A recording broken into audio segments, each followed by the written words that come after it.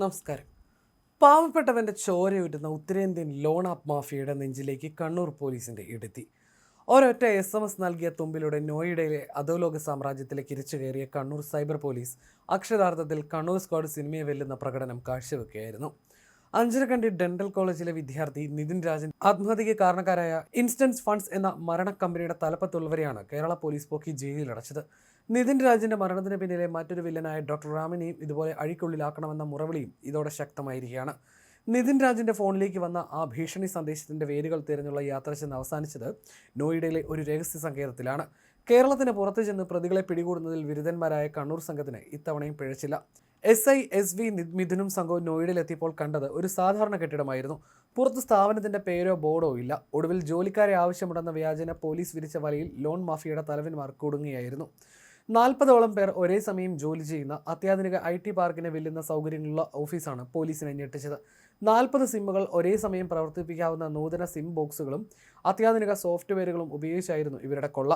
വായ്പയെടുത്തവർ ഭീഷണി കോളുകൾ ബ്ലോക്ക് ചെയ്താലും സെക്കൻഡുകൾക്കുള്ളിൽ അടുത്ത നമ്പറിൽ നിന്ന് വെളിയെത്തും. ഇരകളെ മാനസികമായി തകർത്ത് ആത്മഹത്യയുടെ വക്കിലെത്തിക്കുന്ന ഈ ക്രൂര വിനോദത്തിന് കണ്ണൂർ പോലീസ് അന്ത്യം കുറിച്ചു.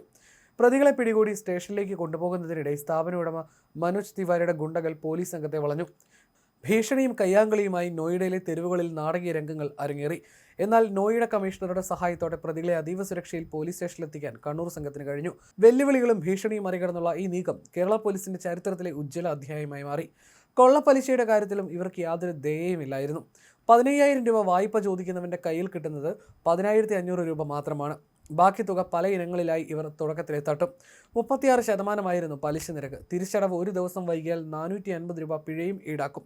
38,000ഓളം പേർ ഇപ്പോൾ ഈ മാഫിയയുടെ വലയിൽ കുടുങ്ങിയിട്ടുണ്ടെന്നാണ് ഞെട്ടിക്കുന്ന വിവരം. ഇവരുടെ ഓരോ ചലനവും പോലീസ് നിരീക്ഷിച്ചു വരികയാണ്. നിതിൻ രാജിന്റെ മരണത്തിന് പിന്നിലെ എല്ലാ ദുരൂഹതകളും നീക്കണമെന്ന വാശിയിലാണ് പോലീസ്. ലോൺ മാഫിയയെ പൂട്ടിയതുപോലെ തന്നെ നിതിനെ മരണത്തിലേക്ക് നയിച്ച മറ്റൊരാളായ ഡോക്ടർ റാമിനെയും നിയമത്തിന് മുന്നിൽ കൊണ്ടുവരണമെന്നാണ് നാട്ടുകാരുടെ ആവശ്യം.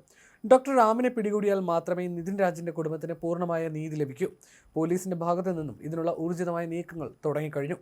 സൈബർ ചതിക്കുഴികളിൽ വീഴുന്ന മലയാളി യുവാക്കൾക്കുള്ള ഒരു മുന്നറിയിപ്പ് കൂടിയാണ് കേസ്. നിസ്സാര ലാഭത്തിനായി ഓൺലൈൻ ആപ്പുകളെ ആശ്രയിക്കുന്നവർ ചെന്നുപെടുന്നത് മരണക്കെണിയിലാണെന്ന് നിതിൻ്റെ ജീവിതം ഓർമ്മിപ്പിക്കുന്നു. വടക്കേ ഇന്ത്യയിലെ സുരക്ഷിത താവളങ്ങളിൽ ഇരുന്ന് കേരളത്തിലെ വീടുകളിൽ കലാപമുണ്ടാക്കാൻ ഈ സംഘങ്ങളെ തുരത്താൻ ഇനിയും ഇത്തരം സ്ക്വാഡുകൾ രംഗത്തിറങ്ങേണ്ടതുണ്ട്. Kannur city police commissioner Nithin രാജിന്റെ നേരിട്ടുള്ള മേൽനോട്ടത്തിലായിരുന്നു ഈ ഓപ്പറേഷൻ. അന്വേഷണത്തിന്റെ ആദ്യഘട്ടം മുതൽ പ്രതികളെ കസ്റ്റഡിയിലെടുക്കുന്നത് വരെ കൃത്യമായ പ്ലാനിങ്ങിലൂടെയാണ് പോലീസ് നീങ്ങിയത്. നോയിഡ പോലീസുമായി നടത്തിയ ചർച്ചകളും നയതന്ത്രപരമായ ഇടപെടലുകളും അന്വേഷണത്തിന് വേഗത കൂട്ടി. കേരളം വിട്ട് പുറത്തുപോയി പ്രതികളെ പിടികൂടുന്നതിൽ കണ്ണൂർ പോലീസ് പുലർത്തുന്ന മികവ് സോഷ്യൽ മീഡിയയിലും വലിയ അഭിനന്ദനങ്ങൾക്ക് കാരണമായിട്ടുണ്ട്. ലോൺ ആപ്പ് മാഫിയയുടെ സാമ്പത്തിക ഇടപാടുകളെക്കുറിച്ചും CBI ഉൾപ്പെടെയുള്ള കേന്ദ്ര ഏജൻസികൾ അന്വേഷണം നടത്തണമെന്ന ആവശ്യവും ഉയരുന്നുണ്ട്. കോടിക്കണക്കിന് രൂപയുടെ കള്ളപ്പണ ഇടപാടുകളാണ് ഇതിനു പിന്നിൽ നടക്കുന്നത്. വിദേശ രാജ്യങ്ങളിൽ വരെ നീളുന്നതാണ് ഈ മാഫിയയുടെ വേരുകൾ. കണ്ണൂർ പോലീസ് പിടികൂടിയ മാനേജർമാരിൽ നിന്ന് കൂടുതൽ നിർണായക വിവരങ്ങൾ ലഭിക്കുമെന്നാണ് പ്രതീക്ഷിക്കുന്നത്. നിതിൻ രാജിന്റെ മരണം ഒരു വലിയ ഓർമ്മപ്പെടുത്തൽ കൂടിയാണ്. ആ മരണത്തിന് കാരണക്കാരായ ഓരോരുത്തരും നിയമത്തിന് മുന്നിൽ വരണം. ലോൺ മാഫിയ തലവന്മാർ കുടുങ്ങിയതുപോലെ തന്നെ ഡോക്ടർ റാമിനെ ചുറ്റിപ്പറ്റിയുള്ള അന്വേഷണവും ഉടൻ ഫലം കാണുമെന്ന് ഉറപ്പാണ്. കണ്ണൂർ സ്ക്വാഡിന്റെ അടുത്ത ലൊക്കേഷൻ ആർക്കും പിടികൊടുക്കാത്ത ഒളിത്താവളങ്ങൾ തന്നെയായിരിക്കും.